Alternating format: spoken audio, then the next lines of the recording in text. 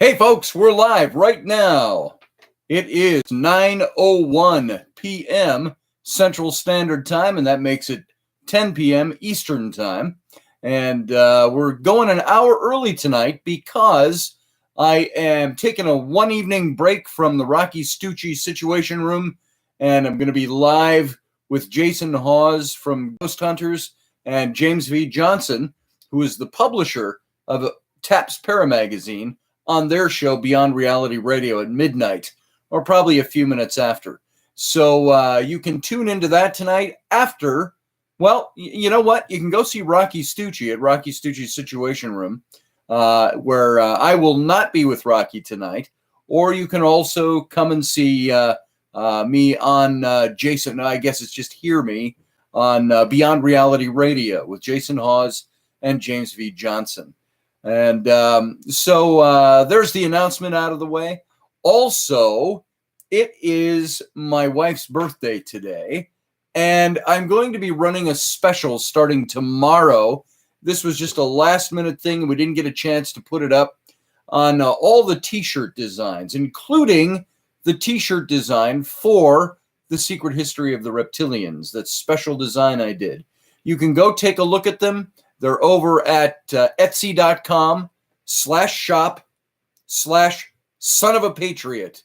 And we'll put the link in there in a little bit. Audrey might do that for me. I see you there, Audrey. Thank you in advance. Rocky, how you doing?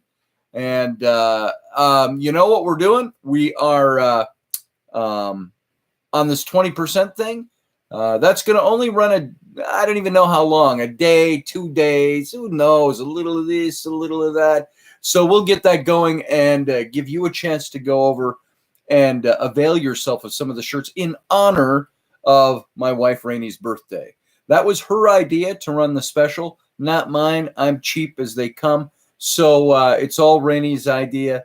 And so I'll make an announcement on my Facebook, probably again tomorrow night. So you can go over if there's something you want to pick up. Some of the designs we've done, especially the one for this reading that we're doing with the Secret History of the Reptilians, please go do that. And there's the link right there in the room. And thank you, Audrey, for putting that up. Jewel, nice to see you. Yo, Rocky. Let's see. Michelle, nice to see you here. She said it. Suze, nice to see you. And I'm going to see if there's just anybody else I have to shout out to. Not quite yet. Jason is a punk and does a punk show. So says Rocky. So there you go. But I'm going to be on their show tonight. And Rocky graciously gave me leave of absence for one night from the Situation Room. I'm pretty sure he's got the nads to handle his show all by himself tonight. So tune into Rocky right after, depending on how long we go. It's going to be after this. It's at 11 p.m. Central, midnight Eastern Time. And I just saw Jeffrey Dougherty just came on. So you know what we've got to do? The three of us, since we do so much radio together, we need to check and cross-reference each other's times, because spilling over on each other, we lose audience between one person or the other. Jeff is much more established than me. So if you need to go see Jeff, go watch Jeff's show. You can always catch this show live after the fact. And this is a reading as opposed to new, fresh news information. So when you're done there, come on back over here. And let's see, it goes pew, pew, pew. So says Audrey. Not sure what that is. And, what's up with the cute gun on the wall? Yeah, you like that, Rocky? That's a phaser from Star Trek. So there it is. Yeah, there it is. I got a few more of those. I got to put up my arsenal one of these days.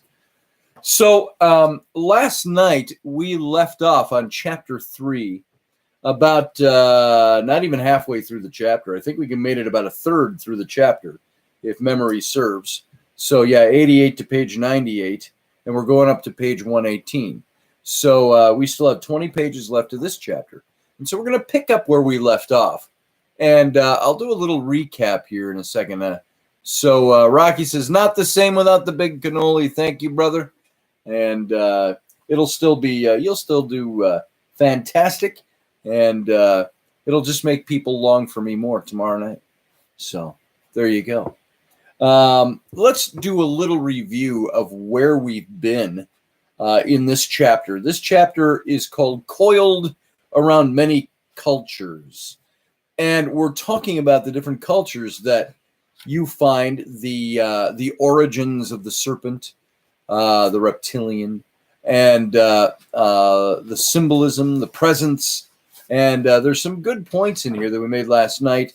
Talked about the snake and the Marsh of Eridu. And Judy, how you doing? Nice to see you here. And if you missed it last night, or some of the other nights that we've talked about this, one of the interesting correlations between the ancient Sumerian legend and the Genesis account, which came 1,500 years later, was that Enki rose up out of the serpent's marsh, or the snake marsh, which was known as the snake's den, or Ea's den, because Enki was also known as Ea, and in the neighboring Akkadian city. And so Ea's den became Ea den, or Eden, in the Genesis story. Just the same way all the gods' names carried over from the Anunnaki into the Hebrew culture in the Canaanite region. So, Judy, thank you very much for listening. I appreciate it. And I think people will be a little slower coming in tonight because of Jeff's show. And that's okay. Just take them when they're done. And so let's just roll. I like to give people a chance to get here, but since they'll be in here a little later, let's just go ahead and roll. All right. Now, we left off last night. The section we were reading was Around the World in 80 Serpents, was what I said. And we were talking about the Chinese dragon, talking about Abrahamism, Judaism, Islam, the Abrahamic religions. And it ended with Hinduism and the reading last night. And the Hebrews and the Sumerians was the last sentence, have been touched on quite extensively thus far. But let's do a brief recap, then move on to some other examples. So here we go. We're going to go into some of the cultural examples of where you find the serpent and the reptilian in ancient culture. The Hebrews, first we'll start with the Israelites. The Hebrews held the serpent high as an evil presence embodied in the serpent that tempted Eve in the Garden of Eden. There are several other passages in the Old Testament and the New Testament that speak to this character in other forms, both inanimate and possessing of character. In Exodus 4, Moses is gifted with a magical staff. Now, this is in recap. That can turn into a serpent upon request. This was meant to be a sign of God's miraculous power when Moses went to confront the Pharaoh of Egypt. It says in Exodus 4, 2 through 5, And the Lord said unto him, What is it in thine hand? And he said, A rod. And he said, Cast it on the ground. And he cast it on the ground. And it became a serpent, and Moses fled from before it. And the Lord said to Moses, Put forth thine hand, and take it by the tail. And he put forth his hand, and caught it, and it became a rod in his hand, that they may believe that the Lord God of their fathers, the God of Abraham, the God of Isaac, and the God of Jacob, hath appeared unto you. This very same rod-turned serpent was a magical trick depicted by the court magicians in Egypt. But as the story goes, Moses' rod snake devoured the snakes produced by the Pharaoh's magicians. Again, according to Hebrew religion, a demonstration of God's power, and Moses' demonstration that his snake was bigger than Pharaoh's snake. Read that again. Then it says in the passage in Exodus 7, And the Lord spake unto Moses and Aaron, saying, When Pharaoh shall speak unto you, show a miracle. For then thou shalt say unto Aaron, Take the rod and cast it before Pharaoh, and it shall become a serpent. And Moses and Aaron went in unto Pharaoh, and they did so as the Lord had commanded. And Aaron cast down his rod before Pharaoh, and before his servants, and it became a serpent. Then Pharaoh also called the wise men and the sorcerers, now the magicians of Egypt, and they did in like manner with their enchantments. For they cast down every man his rod, and they became serpents. But Aaron's rod swallowed up the rods, and he hardened Pharaoh's heart, that he hearkened not unto them as the Lord had said. That's Exodus 7, 8 through 13. Now, it is biblical stories like these, excuse me, that cause me to ponder why an infinite God did the things the way he did them. It seems that God could have simply manifested himself to the Egyptians, demonstrating that he was indeed a benevolent deity, resulting in the Egyptians falling on their faces and worshiping him. Instead, according to the story in Exodus, God marionettes his followers through a series of devastatingly awesome events that equated to nothing more than the wreaking of destruction, mayhem, and suffering, when he could simply have gained the respect, worship, and reverence by manifesting himself to the Pharaoh and the people of Egypt. Is this a God of infinite wisdom, holiness, and omniscience? Or is it the manufactured God of humans in a historically, culturally driven tale? That's the big question, whose theme resonates throughout the subtext of this book. But as the systematic Judeo-Christian theology dictates, who am I to question God's ways? It's an issue of faith in the supernatural that became law, theology, and dogma, as we'll see repeated throughout many ancient religions. Now, here's the problem I have. It's that whole idea that, like today, if God were who he says he is, don't you think it'd be a lot easier if God just manifested himself to the whole world at one time and said, hey, I'm God, worship me? I would think that there would be a different reaction than the kind of stuff we have going on now, the infighting between religions and so on.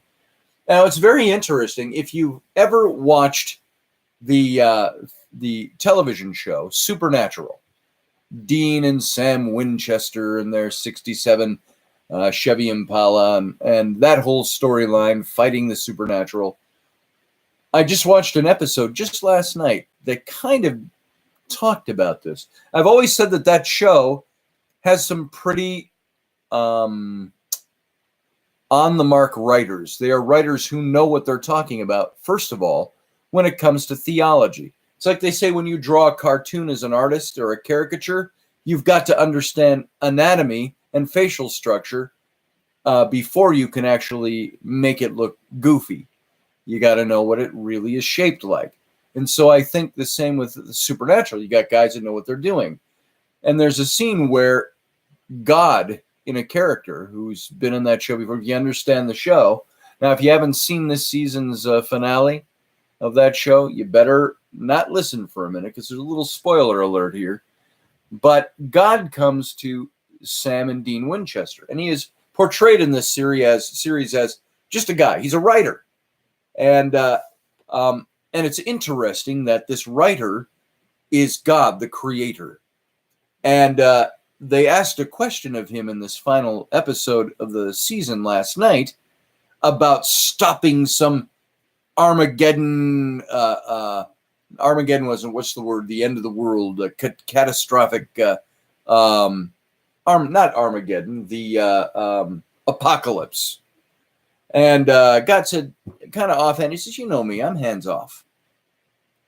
And that's kind of the way you see God. There were times where he would enter in to humanity, according to the scripture, and intercede, make things happen a certain way, at least according to the scriptural tales. But then, for the most part, you see him fairly laissez-faire. God is off. Yes, apocalypse. That's it. You got to love the Winchesters. Audrey, did you happen to see that finale episode?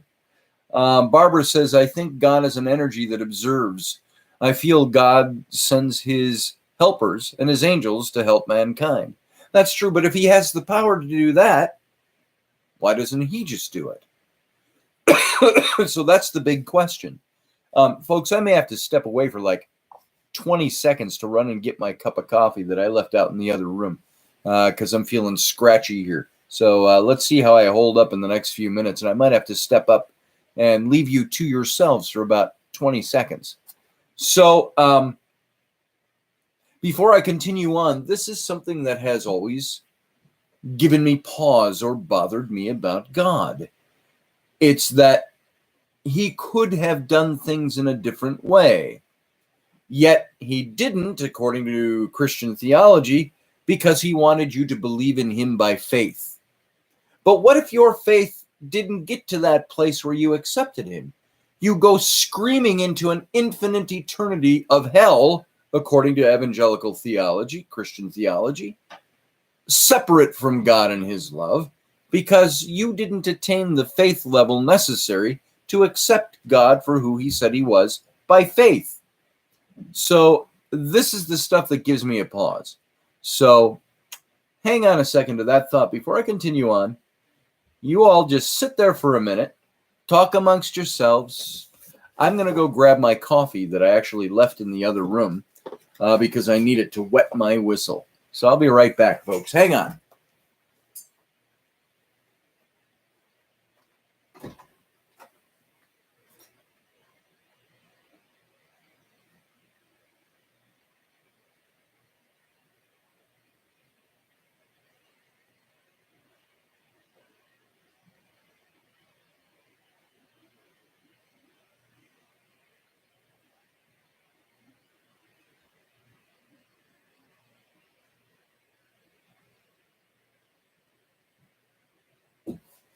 All right, folks, I'm back. Got my coffee. Here we go. Oi! Ta-da! All right. So let's see. I haven't seen Avengers yet either. Please, no Avengers spoilers. Yeah, there's the little spoiler. Audrey, I think maybe the spoiler was God shows up in this one. He's been gone for a long time in that series. So, but I thought that was rather poignant in that series as a great example for what we're reading here. In a fictional sense, in that show, they've got God saying what God really does. I'm hands off. And he gives a brief explanation that says, well, he says, I come in when there are things that humans can't do for themselves, but I pretty much let humans do what they need to do. And I think that's pretty much how we see God. So it's the biblical stories like these that cause me to ponder why an infinite God did things the way he did them. It seems that God could have simply manifested himself. So, okay, I read that paragraph, but let's recap it.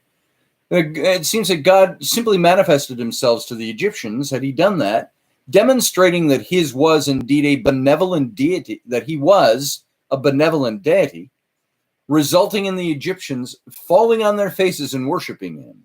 Instead, according to the story in Exodus, God marionettes his followers, pulling the strings, making them do what he needs them to do for him, through a series of devastatingly awesome events that equated to nothing more than the wreaking of destruction, mayhem, and suffering, when he could simply have gained the respect, worship, and reverence by manifesting himself to the pharaohs and the people in Egypt.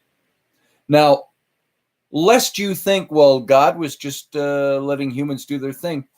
God was supposedly commanding Moses to do all these things. And God would say, stretch forth the rod and bring fire and hail down, and I will show you my wonders. And so Moses just simply makes the command, and it's supposed to be God that's doing it. So he's intimately involved in doing something. But he wasn't intimately involved in his creation enough to come down and stand in Pharaoh's court and say, I'm God. Now, listen to what I have to say.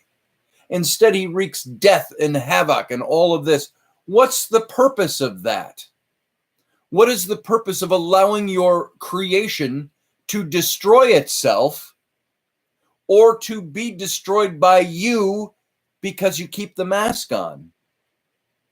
It's like I wrote a long time ago. I looked at an old journal of mine that said, God wrestles with man during the night times of our lives, but at daybreak, he's gone.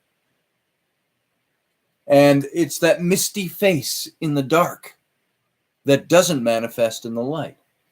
So now, this is wrapped into the whole reptilian issue, but this is I'm building a case again, I shall say it. But let's go on. Let me just go on. I'm ranting along the way. But there's a purpose to this, because the whole reptilian issue, to believe that that is something, almost takes as much faith. But we'll get there. All right? Hang on.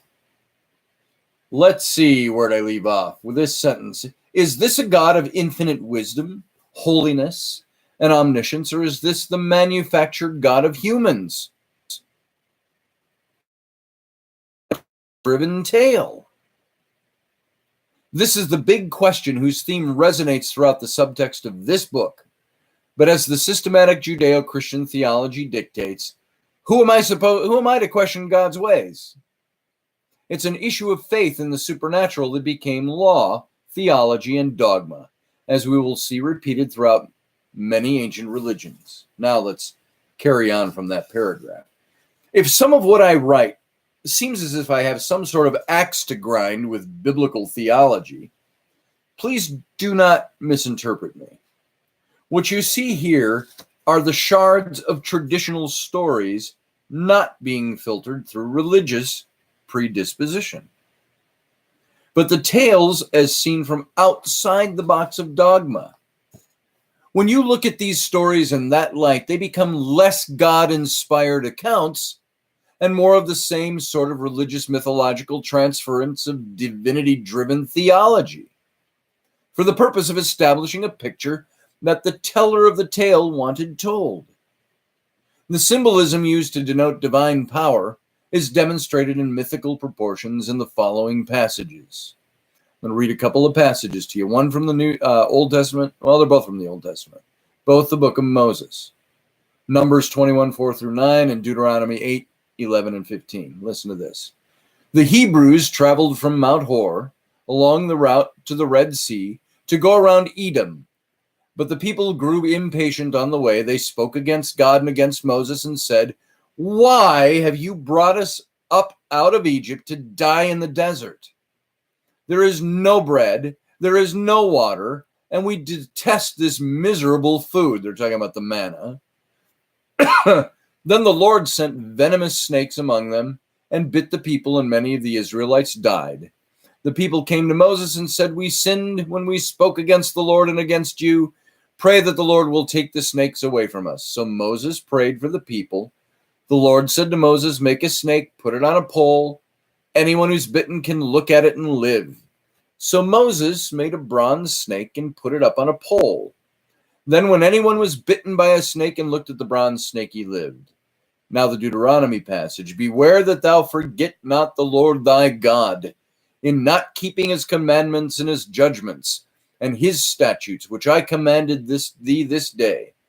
Who led thee through the great and terrible wilderness, wherein there were fiery serpents, and scorpions, and drought, where there was no water? Who brought thee forth water out of the rock of flint? Now, as we've already examined, the serpent that Moses cast in bronze many years later became an object of worship itself. The Nehushtan, or the Nehushta, or the Nekoshte, as it was called, a derivative of the word Nakosh, the serpent in the Garden of Eden, had taken on the status of God, and a cult formed around its worship, so much so that King Hezekiah, one of the descendants of David and Solomon, expurgated the cult and tore down the bronze serpent. Apparently, serpent worship in Jerusalem was not new in Israel, as there were no less than 7 such bronze serpents from pre-Israelite Palestinian cities. Israelite Palestinian cities. Canaanite cities would be better than Palestinian. Palestine didn't exist until more modern days. Two of these serpents were uncovered during an archaeological dig at Megiddo, one at the ancient site of Gezer, two from the Holy of Holies at the ruins of Hatzor, and another two at the remains of Shechem. There are several other archaeological discoveries of the snake and serpent in the Canaanite region, but they mostly predate Israel's occupation of the territory. However, with what we understand of the spread of religion and the adaptations from culture to culture, it's clear that the Israelites simply appropriated older Palestinian Canaanite. Read Canaanite when I say Palestinian, and don't change it while I'm talking. Palestinian that's a word I used mistakenly because there was no Palestine at the time. It was Canaanite. Canaanite serpent worship, blending it in with their own version of serpent worship as embodied in the bronze serpent of Moses. Let me take a drink. Now, are you getting all that? And then Audrey, yes, you've been waiting for God to show up again. I think the writers nail it with God's attitude toward humanity. You're absolutely right. And she's talking about supernatural again, for those of you watching. There was a very poignant scene that I saw in Supernatural a couple of seasons back, where it was this God character and the character that played Metatron. Now, keep in mind, they're not doing this. Those of you who've never seen this series, they're not doing it in robes and beards and stuff. It's all modern, and it's all embodied in a modern storytelling, how these characters manifest. And you'll have to watch it. I'll post it on my Facebook. I've posted it before. There's a scene where Metatron makes an impassioned plea to God for the sake of humanity. And it embodied to me the writing on this show as being one that's in touch with what was really going on in the theology of the scriptures. So anyway, leave it there. Now, it's interesting to note that despite all the miraculous wonders experienced by the Hebrews under the leadership of Moses and during the great exodus from Egypt, the people still clung to the physical objects such as the golden calf and the serpent, and elevated them to the status worthy of their worship. Could this be some indicator as what really happened in these biblical tales? Ask yourself this question, folks. Think about this. Would you, if confronted with the sea splitting open to allow you and thousands of other people to pass on dry ground, or if you stood before a fiery mountain where Moses ascended to receive the tablets, or if you experienced all the other miraculous wonders of the Hebrews' 40-year sojourn in the desert, not to mention the 10 plagues of Egypt, forget about what God performed, and would you worship an idol and forget about God? Seriously, if these stories are true and these people experienced this stuff, put yourself in their place. If you saw all these miraculous wonders, would you, a few weeks later to a few months later, be going, I'm hungry. Build us a god out of this golden calf. We'll worship that god. Instead of the God who parted the seas miraculously and swallowed the armies of Pharaoh, who led you by day in a pillar of cloud and by night by a pillar of fire, who performed the 10 plagues, who did all these, who cracked the earth open and swallowed a third of the Israelites who were rebelling against Moses and God. You see something like that, a couple weeks later, you're going to go, I don't know if what I saw was really real. I don't know if that's God. I think I'll worship a golden calf or a snake. Seriously. So that's always given me pause too. When you see and experience these things, something miraculous. We know people, Rocky and I and Audrey and people in our circles, we actually know people who have had not miraculous, but deeply moving spiritual experiences. Rocky and I have had experiences with some of the investigating that we do into the paranormal. Those experiences change you. They make you different. And you never see that thing the same way again. Yet, the Israelites wanted to go back to Egypt where they had leeks and onions by the Nile, instead of a God whose miracles they had just seen performed over and over and over again. Doesn't that tell you something subconsciously about the subtext of what's being said in these tales? Just saying here. All right, let's move on. Perhaps the Hebrews never really experienced any of these things on the same level as they've been passed down to us in biblical religious myth. Perhaps the experiencer, Moses, constructed an elaborate religion from the bare bones of personal divine revelation. But the hard part for him was convincing the people to live by the dictates of his individual encounter with a God. And then, in a posthumous slap in the face to Moses, throughout the next few hundred years, the people took the bronze serpent on a pole, incorporated into Canaanite religion of Palestine, or of Canaanite region, the promised land, which became Israel, and began worshiping the snake as if it were the God of their deliverance. What a slap in the face to God. Now, granted, a few generations could change things. It's like, I know George Washington chopped down the cherry tree, but that was like 250 years ago. That was 9 generations back. I don't know if he did that. That's kind of what we're seeing here in another way. Now it came to pass in the 3rd year of Hoshea, the son of Elah, king of Israel, that Hezekiah, the son of Ahaz, king of Judah, began to reign. 25 years old was he when he began to reign, and he reigned 29 years in Jerusalem. His mother's name also was Abi, the daughter of Zechariah. And he did that which was right in the eyes of the Lord, according to all that David his father did.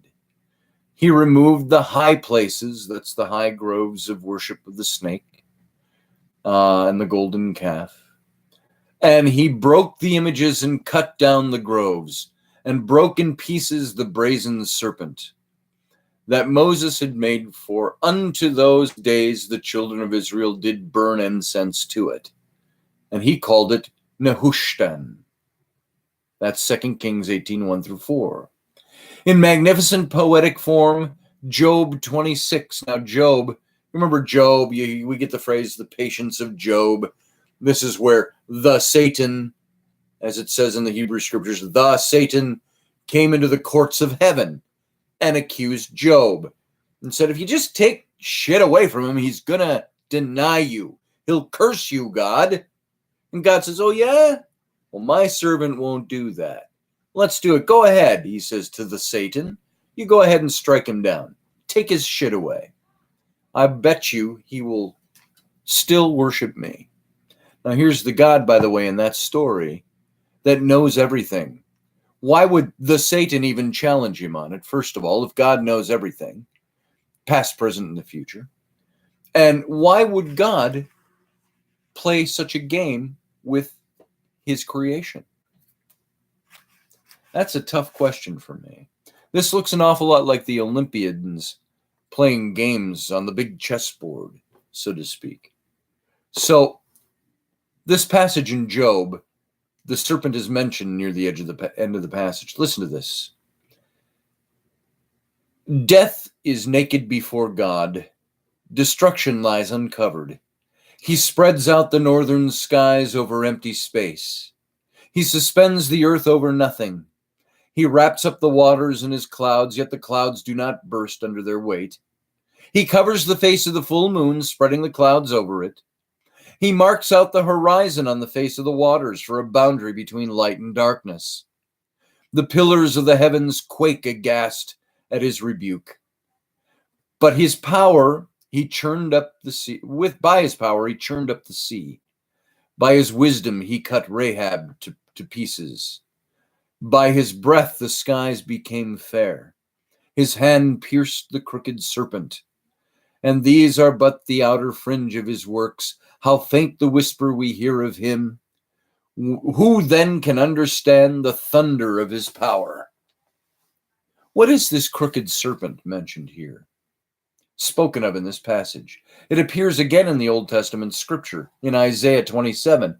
It says, "In that day the Lord, with his hand great and strong sword shall visit Leviathan the serpent, and Leviathan the crooked serpent, and shall slay the whale that is in the sea. In that day there shall be singing in the vineyard of pure wine. I am the Lord that keep it. I will suddenly give it drink, lest any hurt come to it. I keep it night and day." I got to tell you, some of these Old Testament prophets, they were probably pretty intense dudes. And some of them might have come across as just a little bit too much of the snake, a little bit too much of talking to God and nobody else.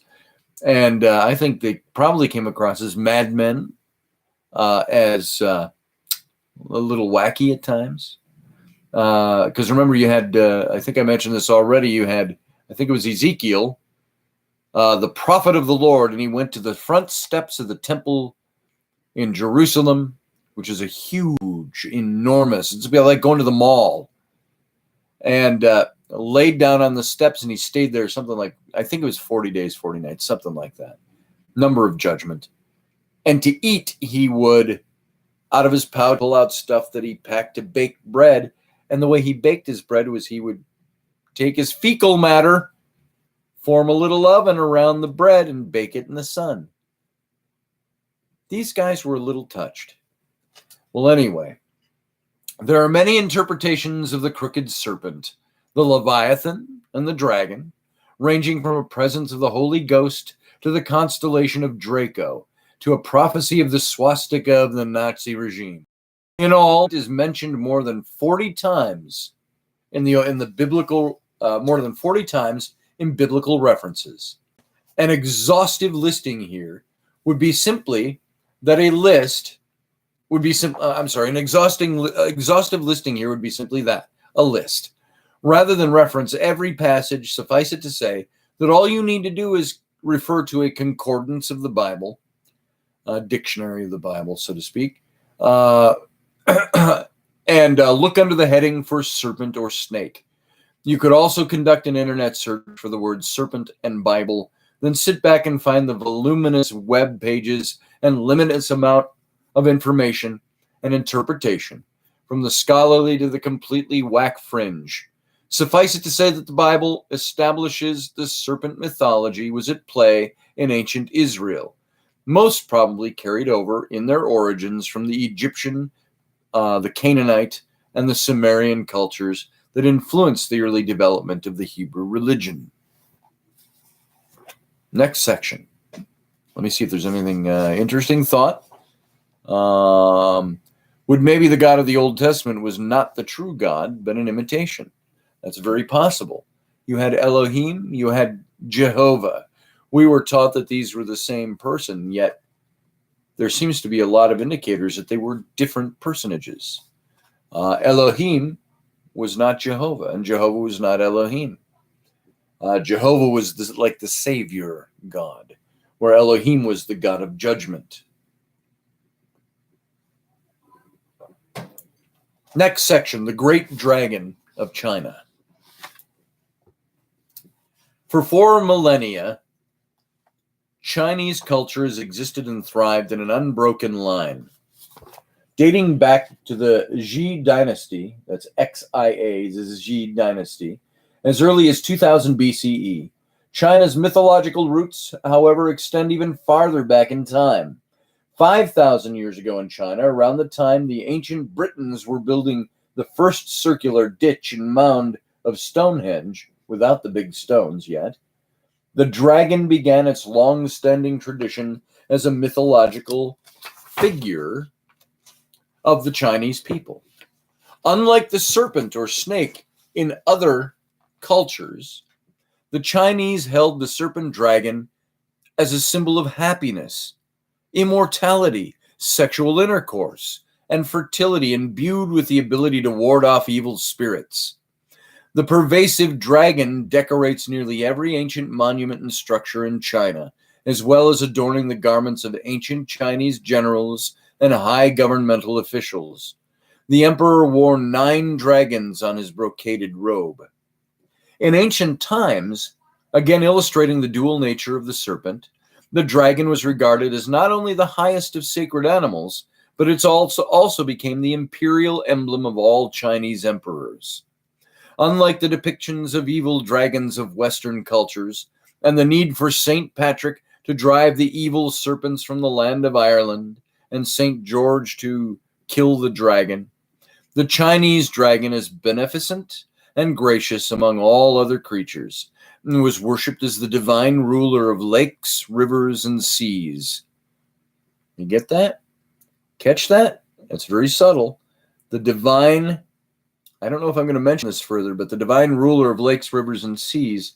Remember, Enki had water flowing from his shoulders. Enki, who came up from the Serpent's marsh. Enki, who is the predecessor of Jehovah, Enki-Ea.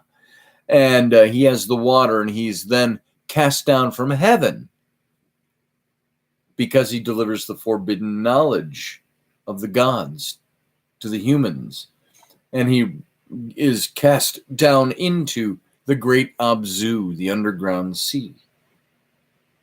So this water, the Chinese dragon, was the divine ruler of lakes, rivers, and seas.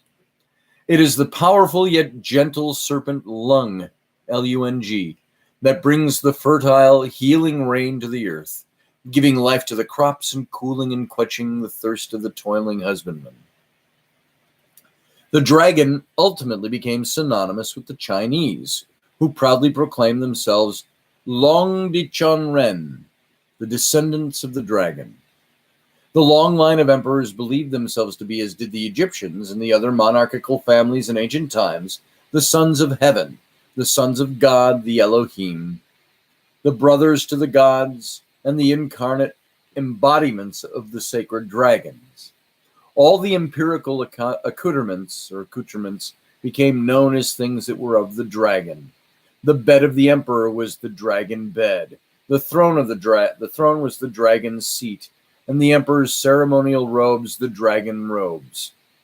The dragon was in and throughout every aspect of ceremonial worship and daily life in China. For half a millennia, the Jia people and their dynasty dominated the northern regions of China from about 2000 to 1500 BCE. They were a people who collectively worshipped the sacred serpent, a creature found coiled around the most ancient of Chinese mythologies. Through the course of religious evolution, the serpent took on the form of the traditional Chinese dragon and became the most everlasting symbol of a people and the most recognized emblem of Chinese culture, spirituality, and mythology. In 551 BC, a child named Kung Fuzi was born into a poor family of aristocratic lineage. His family's lineage allowed him the ability to become an educator and a governmental official, better known to the world as Confucius. His philosophy as an educator was that learning in and of itself was the path to greater self-knowledge and self-improvement. Working for and attaining these things would lead you to a good conduct and clean living. His teachings took on legendary proportion through the centuries and millennia, but his underlying goal was to make wisdom the divine force that would result in the smooth operation of a stable and well-ordered state of being. Sounds very New Age, doesn't it? As most of us know, his teachings became a legendary guide to living wisely. Confucius say, as the saying goes.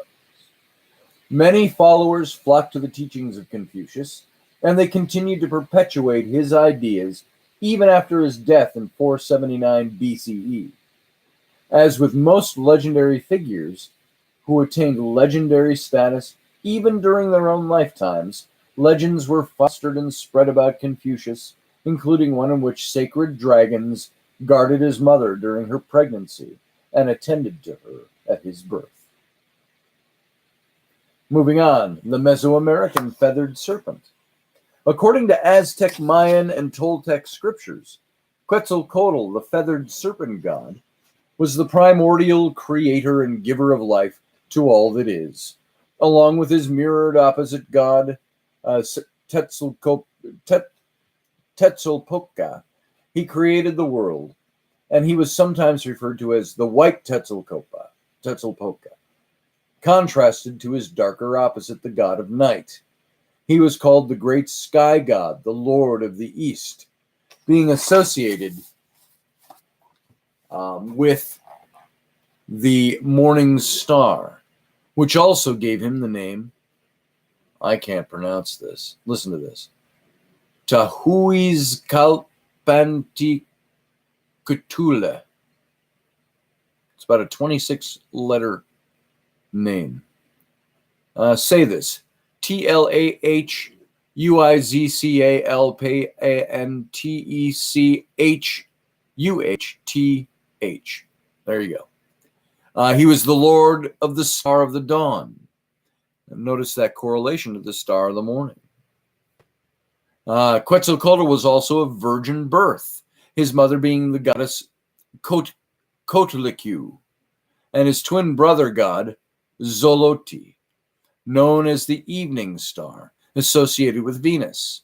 It was Quetzalcoatl who, after the death of the fourth sun, the fourth age, descended to Mictlan, the land of the dead, and by sprinkling blood drawn from his penis over the bones of the dead he had gathered from the previous era, created the fifth sun and the dawning of the new age of mankind. Comparatively speaking, the resemblance to titles used for Jesus, the bright morning star, and Lucifer, the morning star, are striking. This begs the question as to whether the Jesus of early Christianity garnered his title from the same sort of evolution of pagan, earth-based religious belief as did Quetzalcoatl. Only a few hundred years later, although Christianity teaches that God, the creator, and Lucifer, Satan, devil, the created, are not opposites, despite the fact that they represent opposing forces of good and that which is holy versus that which is profane, the dual nature of the opposing forces is present in nearly all religious beliefs and mythology in every culture. In this sense, Quetzalcoatl becomes the very same archetype, and because we all know that the morning and the evening stars are merely a planet in the solar system, attributing them to being the presence of divinity, even on a comparative level, is certainly nothing short of an archaic understanding on the part of both religious mythologies. As humans, we've always looked into the equinoxes and the traversing of the heavenly bodies to ascribe some sort of mystical substance to our gods.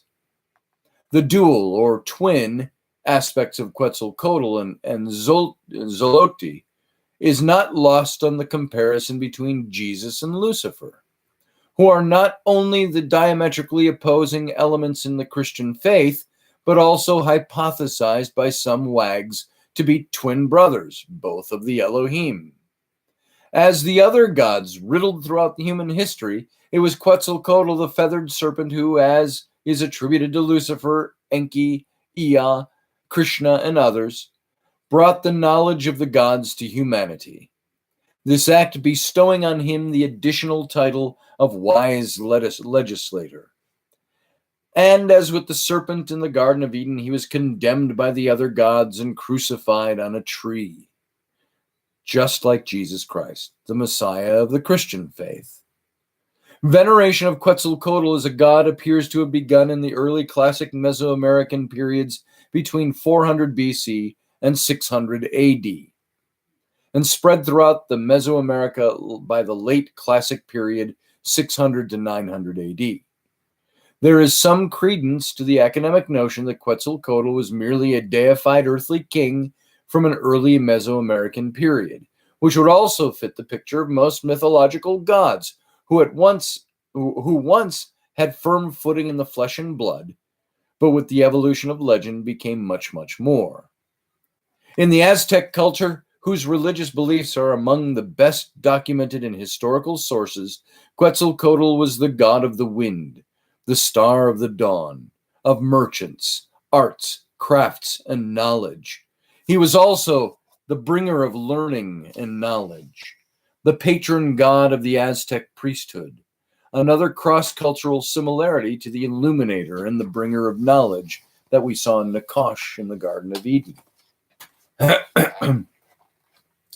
In one version of the myth, Quetzalcoatl allowed himself to be seduced by his smoking mirror opposite, Tezcatlipoca, and in his resultant remorse, threw himself on a funeral pyre, killing himself by theocracide. That's God killing himself.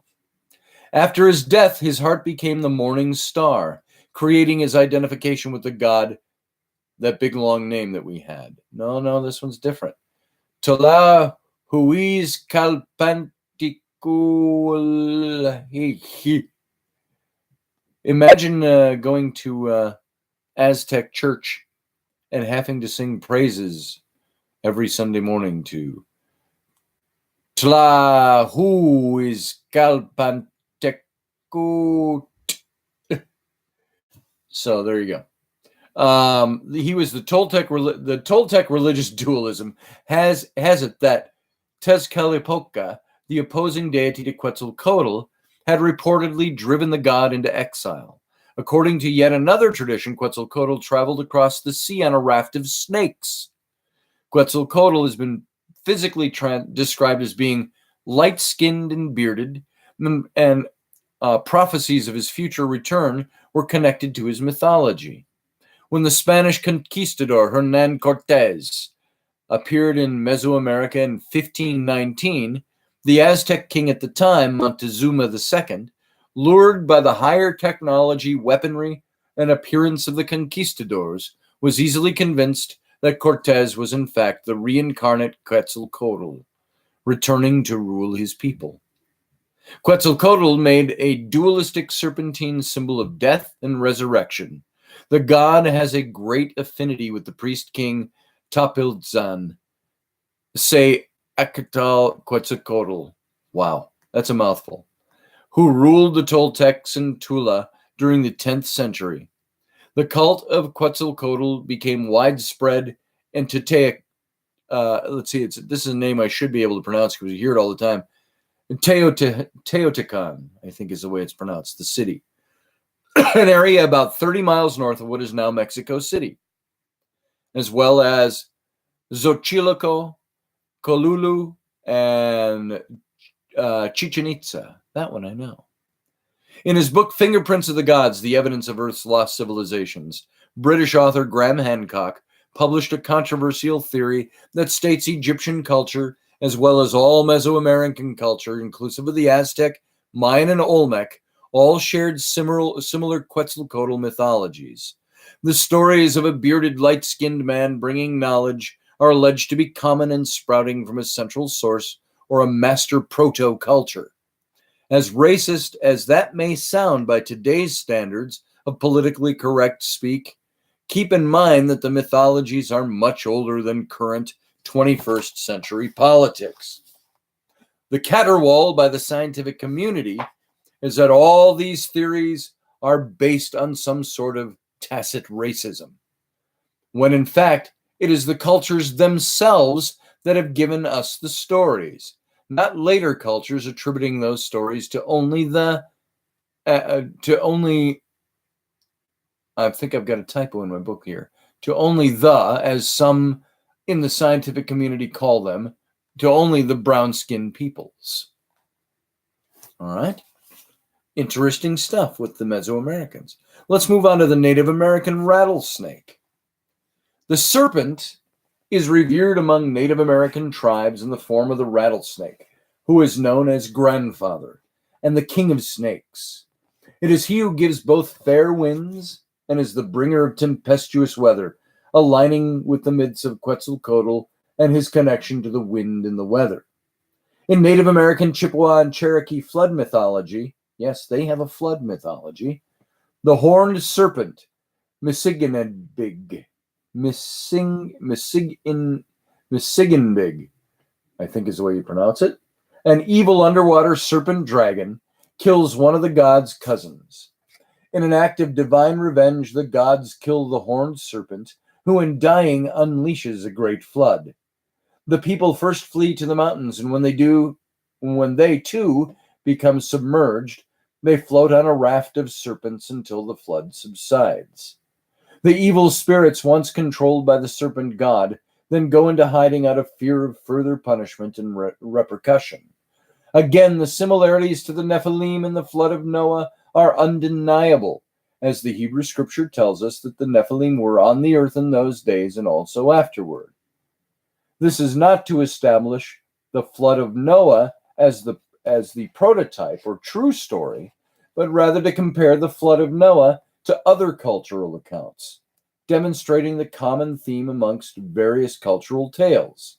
Anecdotally, in Ohio, atop a plateau overlooking the Brush Creek Valley, Serpent Mound is the largest and finest serpent effigy in the United States. The mound builders associated some great mystical value to the serpent, as demonstrated by archaeological sites such as the Serpent Mound, though to date no one's been able to decipher the particular associations. Matter of fact, in just a couple of weeks, I'm going to be visiting the Serpent Mounds. Might do a broadcast from there. All right, let me take a sip of coffee. Let me look back here. Nothing much new there. You must either be listening or distracted, but let me carry on. The Canaanite Basilic. If you're familiar with Harry Potter, you'll remember the Basilic.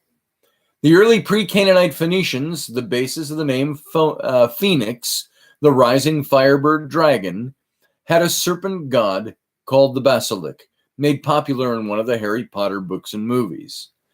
This serpent wasn't quite a serpent, but bore some of the physical characteristics of an early dragon figure, again demonstrating the migrated physicalized presence of the early serpentine representations.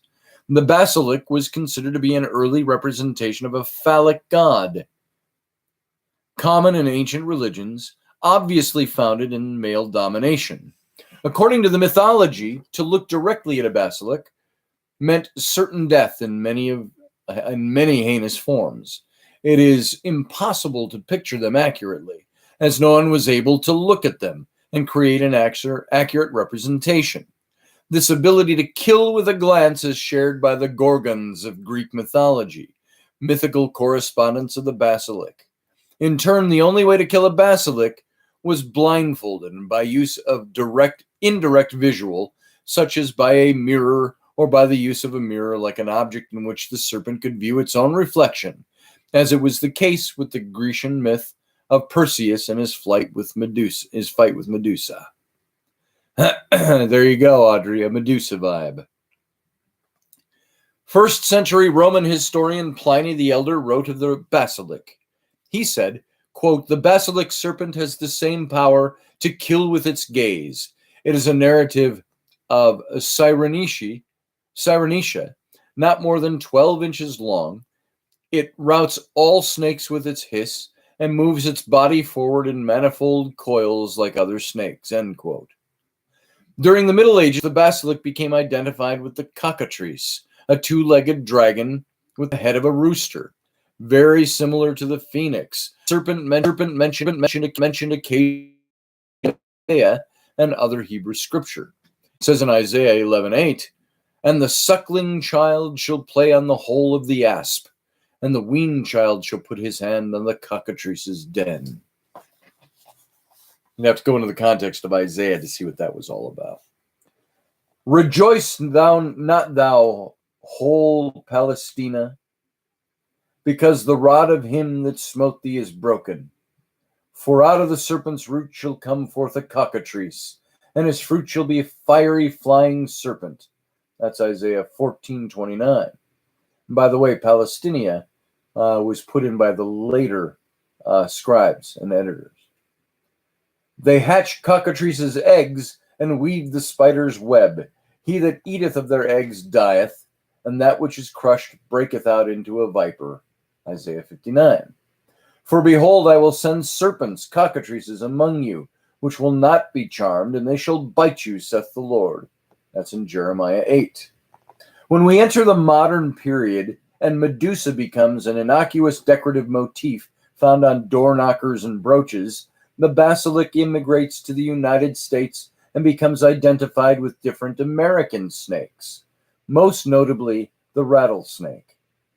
One of the first rattlesnakes encountered by European explorers, a tropical variety known as the Mexican West Coast rattlesnake, was given. Audrey, you should know about rattlesnakes. You're down there in southern country, southwestern country, in California. Let's see. I lost my place. Hang on. A tropical variety known as the Mexican West Coast rattlesnake was given the scientific name Crotalus basilicus, or basilisk snake is what that means. Crotalus basiliscus. Crotalus basiliscus means basilic snake. On an interesting etymological note, the word basilic is where we got the later word for a temple of the phallic god, and eventually a type of church, the basilica. There's a resemblance to this ancient mythology found atop St. Peter's Basilica in Rome in the form of a phallic ball. How about that? Hey, Kat, nice to see you. Now let's go to Hindu mythology. The worship of the snakes and the serpents in Hindu culture and religion demonstrates high status of snakes or nagas in their mythology. And I've got the Sanskrit here in type. And I'm showing the physical, and I'll just show you, so I don't have to keep pointing it out. There I've got the physical Sanskrit is right there. So I'm saying the Sanskrit that's the Sanskrit, and a Pali, word for deity or class of entity or being, taking the form of a very large snake, found in Hinduism and Buddhism. The use of the term naga is often ambiguous, as the word may also refer, in similar context, to one of the several human tribes known as or nicknamed the Naga. The term is still used to apply to ordinary snakes, particularly the king cobra and the Indian cobra, the later of which is still called Naga in Hindi and other languages of India. We're going to go on some of these comparative cultures for a little bit here. The serpent primarily represents symbolic rebirth, death, and mortality. And now keep in mind, again, folks, laying the groundwork for the reptilians. This is all the mythology that is built up where we start gleaning all this information from. The death, the mortality, again, as we've seen in other cultures, due to the casting of its skin and symbolic rebirth. Carved representations of cobras or nagas can be found all across India, to which offerings of food and flowers are left, with lights burned before the many and various shrines. Among some South Indians, the cobra is so revered that if accidentally killed, it is burned like a human being on a funerary pyre. No one would kill one intentionally. The serpent nagas form an important part of Hindu mythology and play prominent roles in various legends. The following is a list of serpents from Hindu mythology. Listen to this. Shisha.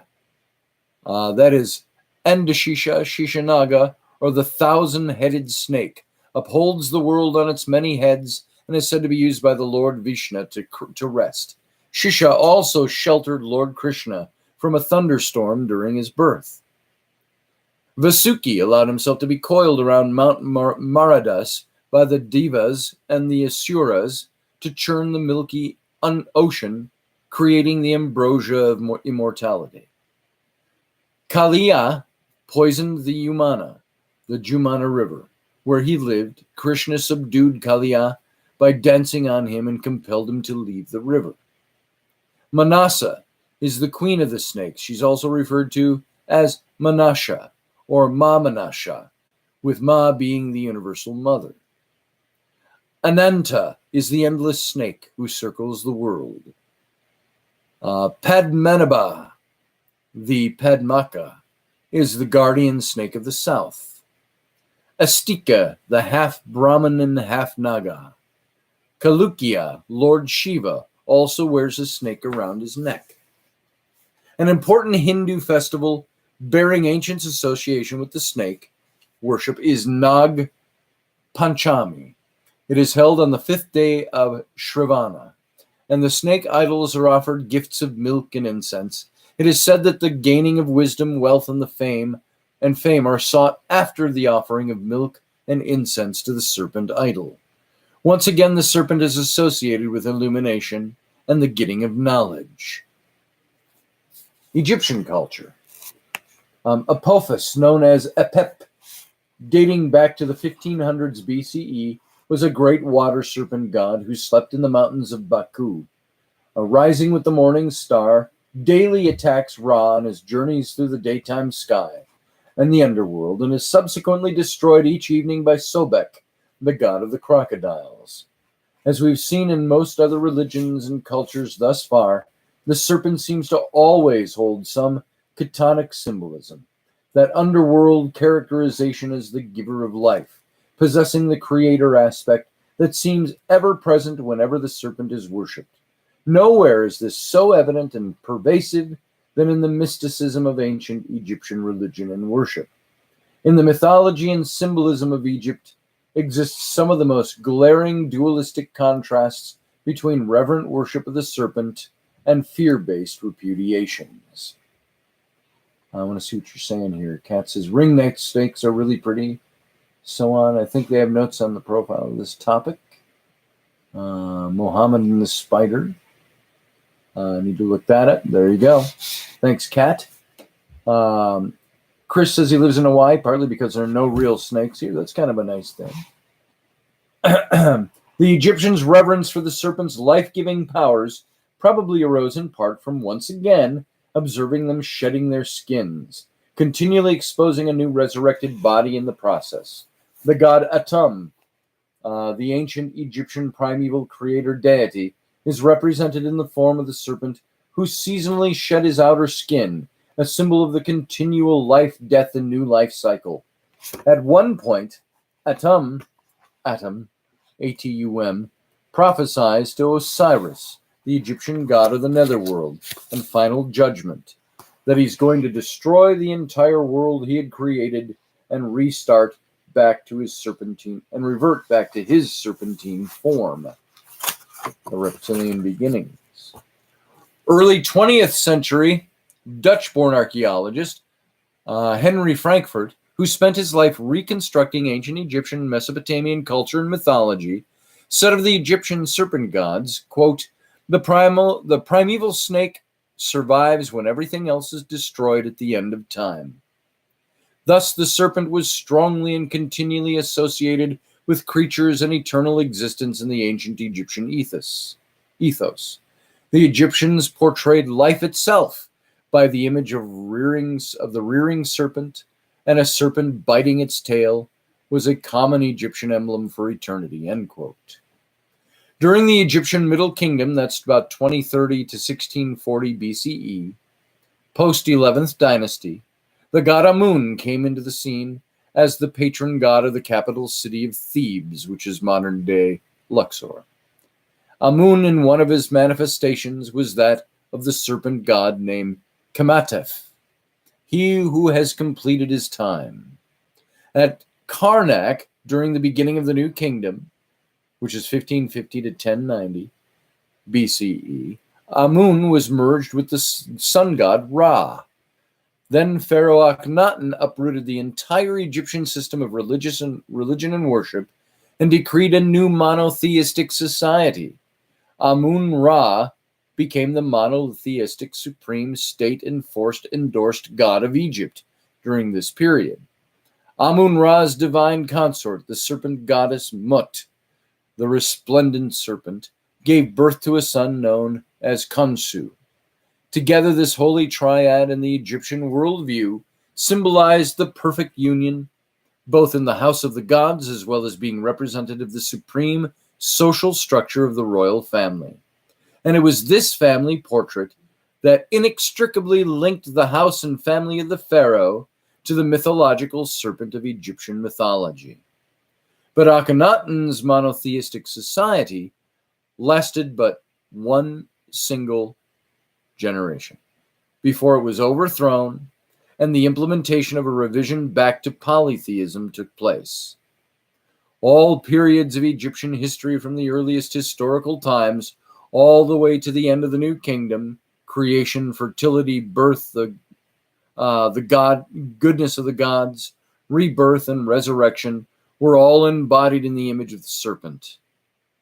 Thmuthis was the serpent-headed goddess,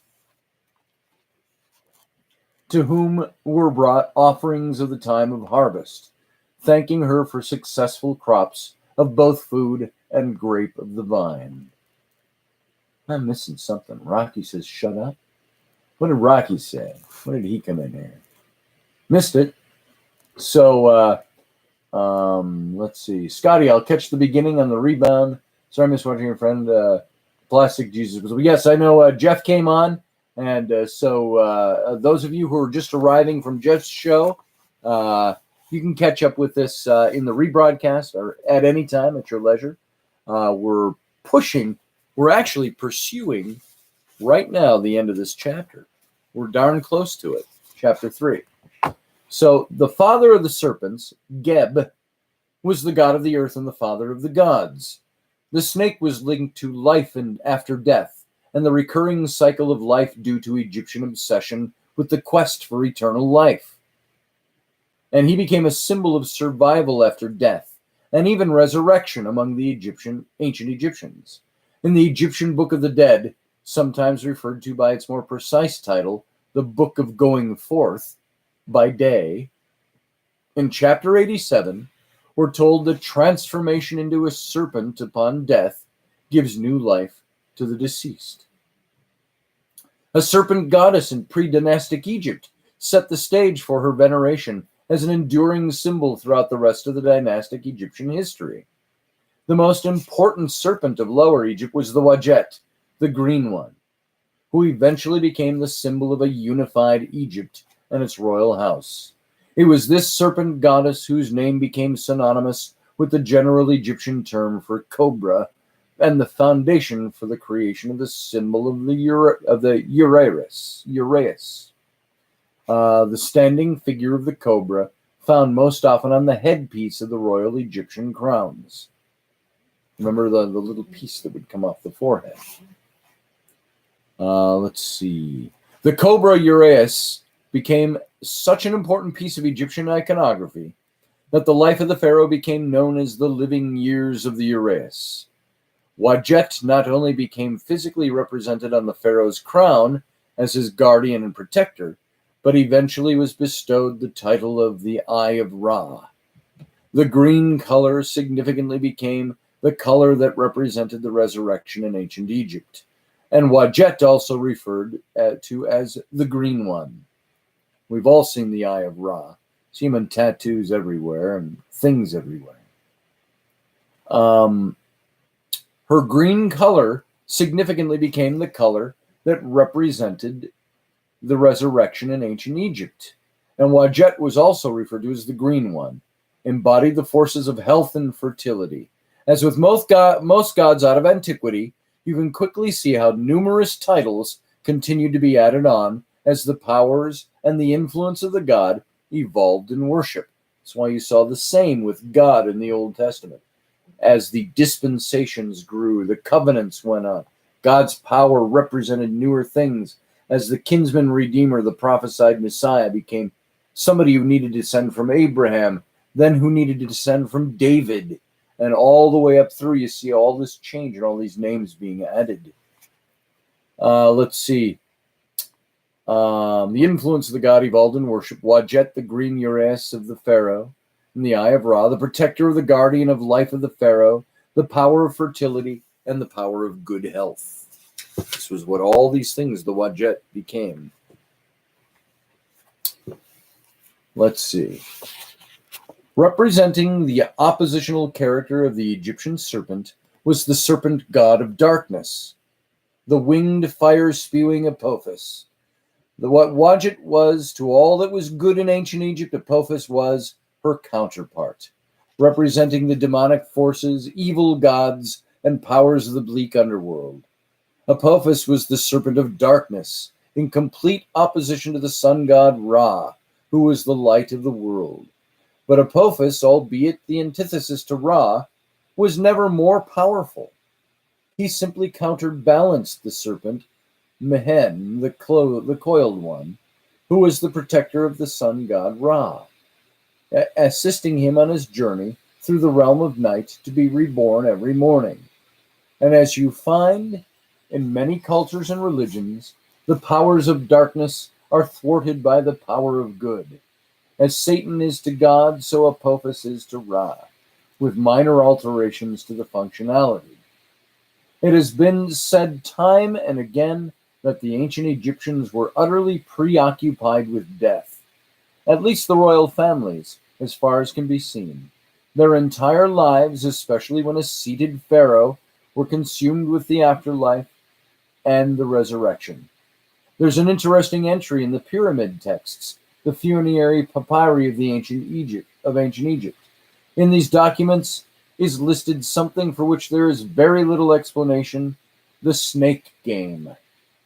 Presumably a test of sorts, played out in the afterlife when a pharaoh died, a game he has to win. How interesting to tie to modern Christianity would that be? The notion of an Egyptian judgment, a test, or a fisticuff in order to enter the beautiful wonders of the afterlife seemed a colloquial version of a much greater religious prime. When you think about that, wouldn't it be interesting if you had to fight your way into heaven? Okay, you're dead now. Now you got to take on St. Peter at the gate. In this corner, we have Rocky Stucci. In this corner, St. Peter. Rocky's like, how you doing? So, could you imagine that, though, if you merged those mythologies? Now, don't tread on me. Here's the next one.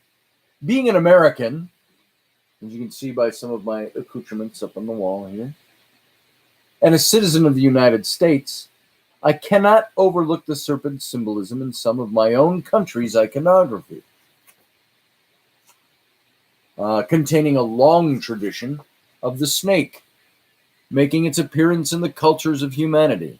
The Gadsden flag, commonly recognized as the yellow "Don't Tread on Me" banner, emblazoned with the coiled rattlesnake, was named after Christopher Gadsden, a colonial general and statesman. Benjamin Franklin wrote of the rattlesnake as a symbol for American vigilance. And by the way, on the previous page, just before this section started, I have the Gadsden flag. In case you don't know what it is, there it is. In black and white. Imagine yellow. Benjamin Franklin wrote, I recollected that her eye excelled in brightness, that of any other animal that she had no eyelids. She may therefore be esteemed an emblem of vigilance. She never begins an attack, nor, when once engaged, ever surrenders. She is therefore an emblem of magnanimity and true courage. As if anxious to prevent all pretensions of quarreling with her, the weapons with which nature has furnished her, she conceals in the roof of her mouth, so that to those who are unacquainted with her, she appears to be a most defenseless animal. And even when those weapons are shown and extended for her defense, they appear weak and contemptible. But their wounds, however small, are decisive and fatal. Conscious of this, she never wounds until she has generously given notice, given to her enemy, and cautioned him against the danger of stepping on her. Was I wrong, sir, in thinking that this is a strong picture of the temper and conduct of America? Again, that was Benjamin Franklin.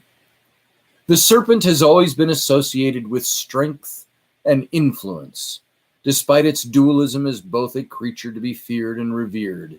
It can be asserted, however, that given such overwhelming evidence from texts and inscriptions, the ultimate duality in nature and perception of the serpent was illustrated by the need to have the serpent demonstrably enact both supreme goodness as well as ultimate evil among the ancient Egyptians, and that serpent imagery was incontrovertibly associated with the afterlife, the resurrection, and eternity, as with so many other serpents in so many other religions and cultures. And that's the end of chapter 3, coiled around many cultures. Now you see where we're going with this. You can see we're building this case, as I've said 100 times, toward getting into the reptilian issue. And we're going to hit this even more. So something I've said about this book after I wrote it was that it started as an examination of the reptilian race as we think about it mythologically or within context of aliens or alien culture and so on, that whole pop cultural definition. Yet I found that when I finished the book, I looked back on it and I said it's more an examination of the mythology that is the backstory to all of our current alien type mythology, and also the psychology of why we as humans need this sort of thing. And I get into that in future chapter here. So hopefully you're following this.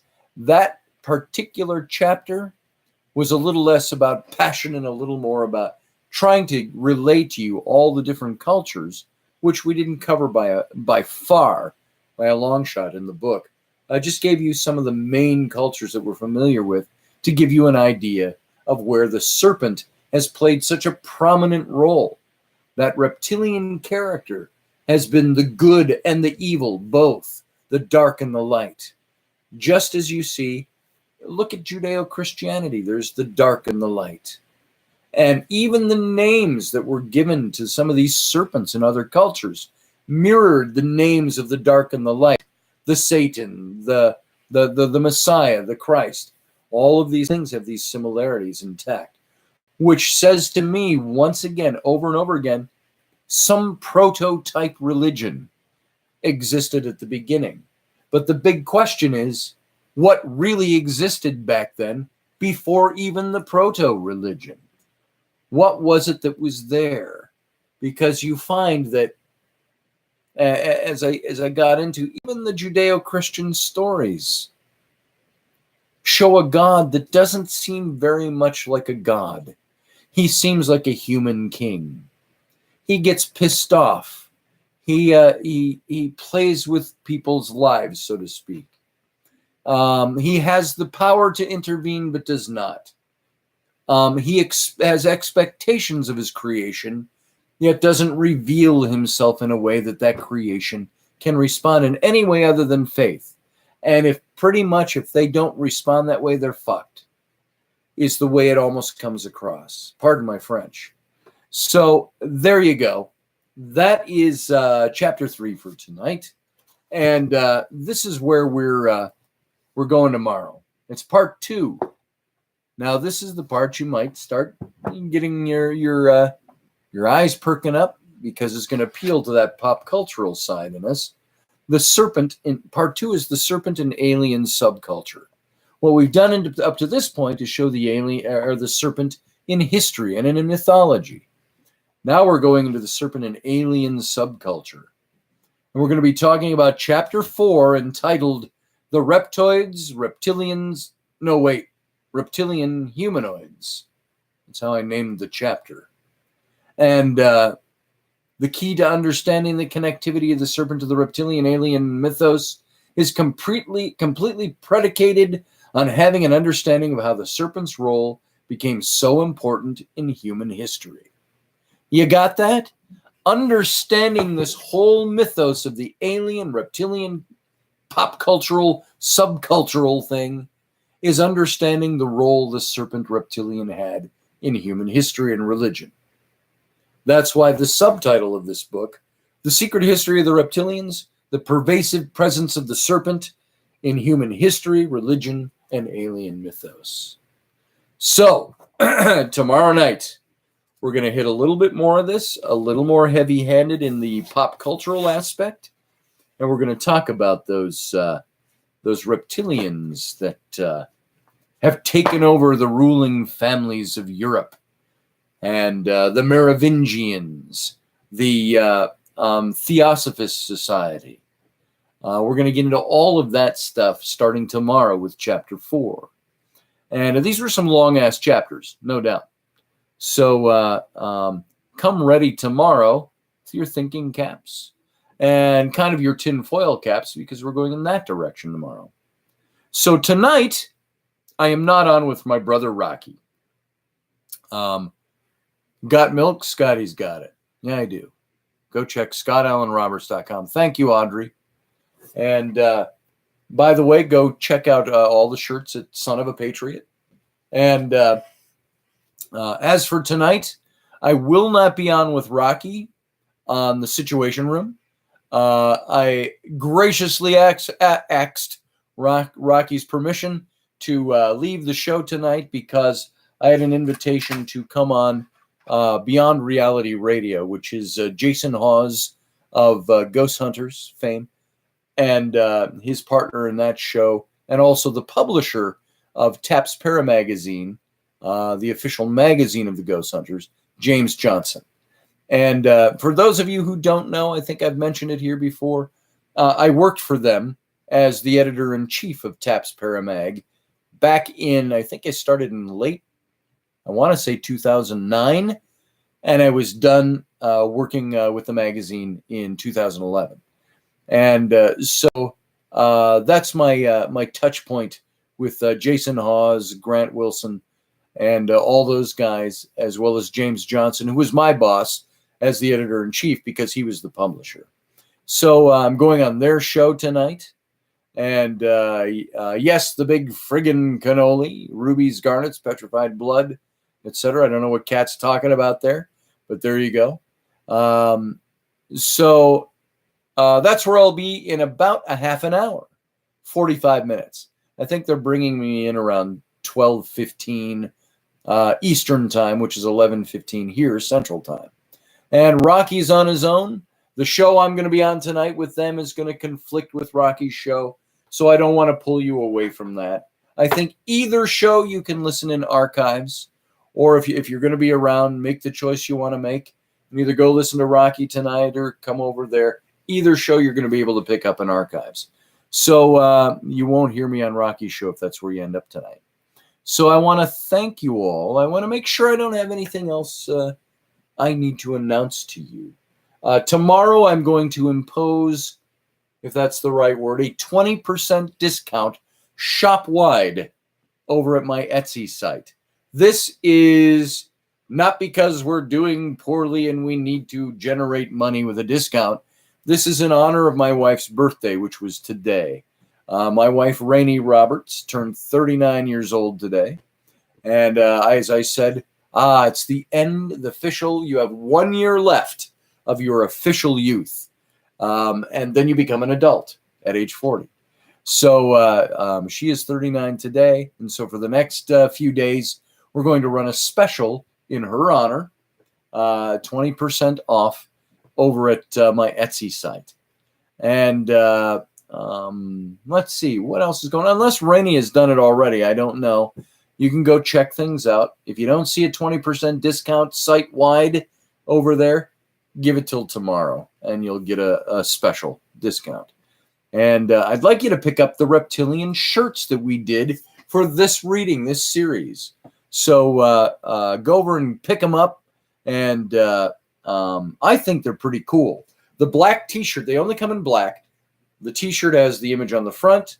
The hoodie has the pocketed hoodie, not the zipper hoodie. It's got the image on the back and a little oversized. And then the book pictures on the front crest. On the left breast pocketed area with no pocket. So there you go. All right, folks, thanks again for being here. You don't know how much I appreciate your being here, giving me your time. That means a lot to me. And hopefully you're picking up something. You're gleaning things just as I did when I researched it. You're gleaning it now as you're hearing it from the volume that I wrote. So there you go. Tonight over at, as I mentioned, over on Beyond Reality Radio, I'm going to be talking about visions and things like that. So it'll be an interesting show. It'll be fun with them. So we'll see you tomorrow night. Thanks for being here. Pass the word around. Share this around. Go down below and like this video if you would, please. Leave comments here if you've got any comments. And I didn't go back through to check out comments, see what's going on. But Amanda, I got to say hi. What you doing, Amanda? Good to see you. Audrey, Amanda, Suze, Cat O' Tails, Michelle, Chris. I know Rocky was here. Just going through and seeing if I missed saying hey to anybody tonight. When I start getting big like Jeffrey Dougherty, there'll be 200 people in the chat room, and I'll never be able to say lots and lots of highs and call-outs.